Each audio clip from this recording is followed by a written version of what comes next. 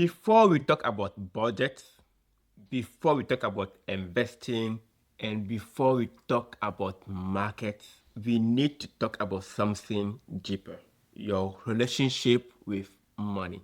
Because here is the truth that most people miss. Money decisions are rarely logical, they are emotional. Welcome to Marius Insights. My name is Marius, and this is the second video in the series called Personal Finance 101. So if this is your first video that you are watching in this series, I will strongly recommend that you go ahead and give the first video a watch. That will help you understand the full context of this video. Let's get started. If I ask you what percentage of financial decisions are grounded in emotion or logic, what would that be? Well, studies found that 90% of financial decisions are driven by emotion, not logic. Those emotions that drive our financial decisions are fear, security, shame, status, and hope. That is why people with high incomes still live paycheck to paycheck. That is why people who should know better still make self-sabotaging decisions. It is not a math problem. Financial decisions are not math problem. It is a human problem. And until you understand the psychology, information alone won't save you. Every one of us has a money story. It was written long before your first paycheck. Some of us grew up seeing money as security. Others saw it as stress. And others saw it disappear the moment it arrived. Some saw money cause conflict, and others saw it bring relief. We carried those early experiences into adulthood. And there is a philosopher that I really like, John Locke, that said, the mind is furnished with ideas by experience. Money is no exception. Your behavior today is often a replay of lessons you never choose. And that is why two people earning the same income can live completely different financial lives. One saves calmly, the other panics. One invests patiently, the other chases quick wins. One sleeps peacefully, and the other is constantly anxious, right? Same numbers, but different emotions, different internal stories.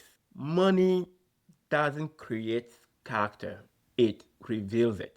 Think of money like a mirror. It does not change who you are, it reflects what is already there. If you are impulsive, money accelerates impulse. Right? If you are disciplined, money reward discipline over time. That is why learning finance without self-awareness is dangerous. Okay, you end up giving more power to the very patterns that hold you back. And those patterns that you keep doing, expecting a different result. So let's pause here. Not to fix, not to optimize, just to notice. Ask yourself and be honest. Do I avoid looking at my finances? Do I feel guilt when I spend?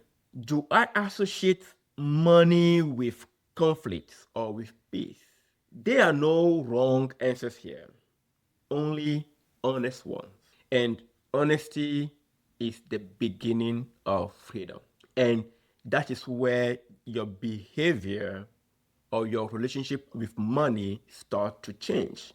So here is your action for today. Not a budget, although it will come. Not an investment, although that is one thing that you need to do later. But today, your action is just one sentence. Write this down. Growing up, money felt like fill the blank. Stress, safety, scarcity, power, shame, freedom, you name it. You name that fear. You name how money felt like when you were growing up. Because that single sentence explains more of your financial behavior most spreadsheets ever will. Okay. And awareness always comes before change. Someone might say, oh, this, I will skip this step. And to be honest, when you do, you keep repeating the same pattern, just with bigger. But when you understand your relationship with money, something shifts. You stop reacting, you start choosing, and choice is the foundation of freedom. That will be it for this video today. In the next video, we will talk about the 3 pillars of money, the structure that turns awareness into action. So for now, remember this: financial freedom does not start with more money.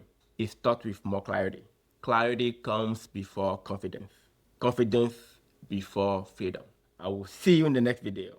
In the meantime, though, tell me in the comments what you would like to see next in this series on Personal Finance 101. I want to know. And for us to engage in the comment section, tell me, what was your relationship with money growing up?